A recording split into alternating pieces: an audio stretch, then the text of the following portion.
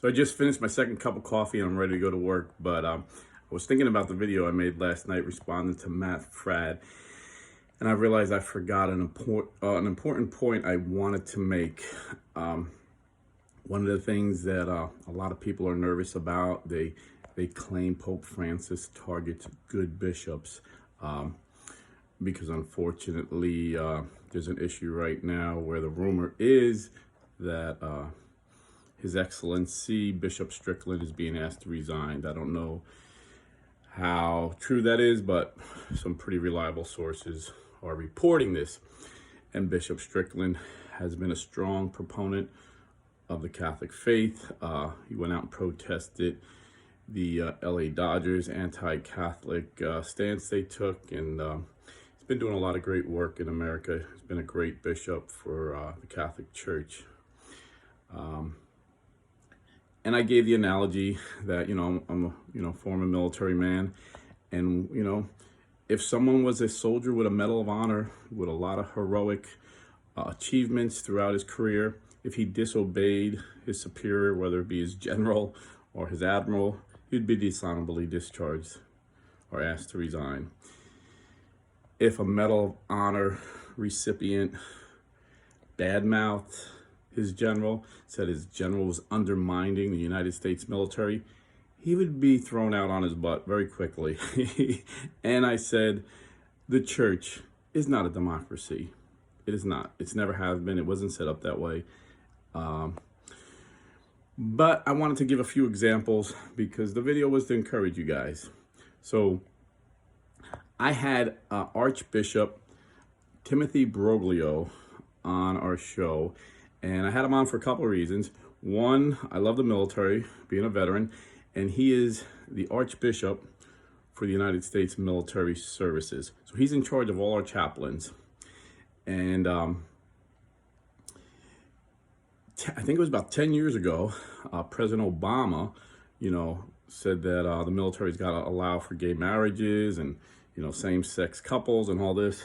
And Archbishop Broglio defied President Obama and said, my chaplains, my Catholic priests will not perform same-sex marriages. My priests will not bless same-sex unions, and my priests will not counsel same-sex couples. That was 10 years ago. And not only was he not attacked by Pope Francis, in my interview, I interviewed him I think 3 days after he was, it's a couple weeks after he was elected to the president of the United States Conference of Catholic Bishops. And you notice they always elect conservative guys. I always hear how liberal they are, but since I've been a Catholic, their leaders have been, the president has been pretty conservative as far as what American Catholics call conservative and liberal, which really we shouldn't be looking at it that way. As Catholics, we should be looking at it as orthodox or heterodox, but most people look at it in the light of liberal and conservative. But I talked to him for about a half an hour, and he is what we Catholics would consider a conservative bishop. And I talked to his main guy that runs his office several times on the phone, another very conservative guy. And so Archbishop Broglio said that he had met with Pope Francis a couple days before he met with me in Rome, and he had a great conversation. He said Pope Francis was very supportive of him.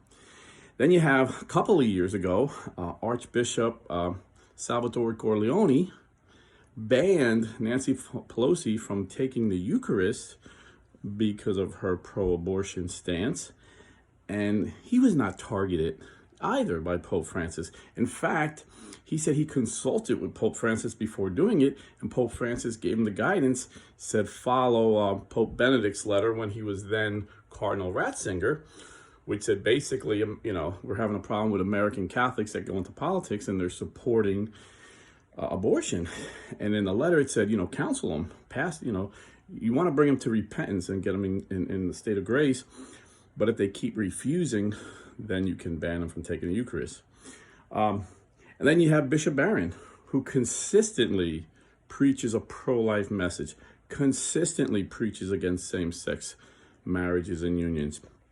And he was recently promoted by Pope Francis to the Bishop of Minnesota. He was like a co-bishop, auxiliary bishop, I guess you call it. So no, Pope Francis is not targeting bishops that are pro-life. Pope Francis said it himself. Abortion is the gravest of mortal sins. So anyway, before I go, remember this.